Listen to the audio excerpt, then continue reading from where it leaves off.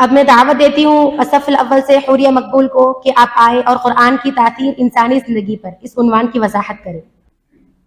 السلام علیکم ورحمۃ اللہ وبرکاتہ۔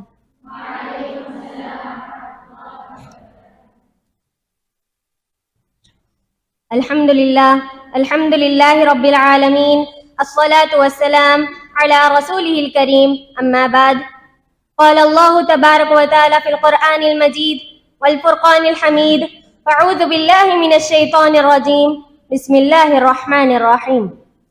الذین اذا اصابتهم مصیبہ قالوا انا للہ وانا الیہ راجعون۔ محترم صدر محفل، مشفق معلمین و معلمات اور میرے دینی بہنوں، آج اس بزم سعید میں میری تقریر کا عنوان ہے انسانی زندگی پر توحید کے اثرات۔ توحید کی تاثیر اور اس کی حلاوت انسانی زندگی پر مکمل طور پر اثر انداز ہوتی ہے، کیونکہ توحید ہی انسان کو طاغوت سے بچا کر اللہ کی عبادت کی طرف مائل کرتی ہے، اور اس کے اثر سے انسان سکون و اطمینان اور خوشحالی کی زندگی گزارتا ہے۔ توحید جب انسان کی زندگی میں داخل ہو جاتی ہے تو وہ ہر مشکل و مصیبت کی گھڑی میں اللہ کی طرف رجوع کرنے لگتا ہے، جیسا کہ اللہ تعالیٰ نے سورہ بقرہ آیت نمبر 156 میں ارشاد فرمایا، الذین اذا اصابتهم مصیبہ قالوا انا للہ وانا الیہ راجعون۔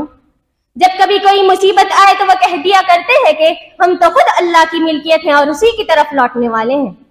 معزز سامعین و سامعات، یہ ایک مسلمہ حقیقت ہے کہ انسان توحید کی دولت سے مالا مال ہوتا ہے تو وہ ظالم اور جابر بادشاہ کے سامنے بھی کلمہ توحید سے ہٹتا نہیں ہے، جیسا کہ فرعون کے دربار میں حضرت موسیٰ علیہ السلام کے مقابلے میں آنے والے جادوگروں کا واقعہ اس سلسلے میں واضح ثبوت ہے کہ ایمان لانے سے قبل وہ طمع و حرص میں انتہائی کو پہنچے ہوئے تھے، حتیٰ کہ انہوں نے فرعون سے کہا تھا اگر کہ ہم موسیٰ پر غالب آئے تو ہم کو کوئی بڑا صلہ ملے گا۔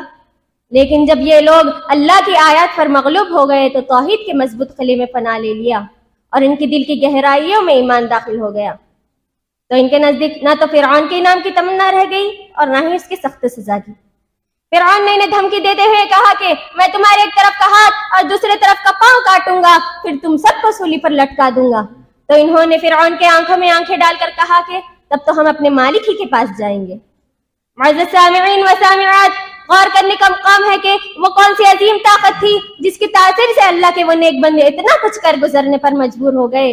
وہ لوگ جو کبھی فرعون کے تابع تھے اس کے ایک ایک اشارے پر ناچتے تھے، حتیٰ کہ وہ ظالم بادشاہ جو اپنے مارے غرور و تکبر کے اپنے آپ کو انا ربکم الاعلی کہتا تھا، لیکن انہوں نے اس ظالم کی پرواہ کیے بغیر اپنے مومن ہونے کا اعلان کر دیا۔ ظاہر ہے کہ وہ توحید جیسی عظیم نعمت کو قبول کر چکے تھے، لہٰذا لا الہ الا اللہ کے اقرار کے بعد اللہ کے رضا کے مطابق عمل کرنا ہمارے گناہوں کو معاف کر دیتا ہے لیکن شرک کو معاف نہیں کرتا۔ آخر میں اللہ تعالیٰ سے دعا ہے کہ اللہ تعالیٰ ہم تمام کو تیرے رضا کے مطابق زندگی گزارنے والے بنائے، آمین ثم آمین۔ وآخر دعوانا ان الحمد للہ رب العالمین۔ السلام علیکم ورحمۃ اللہ وبرکاتہ۔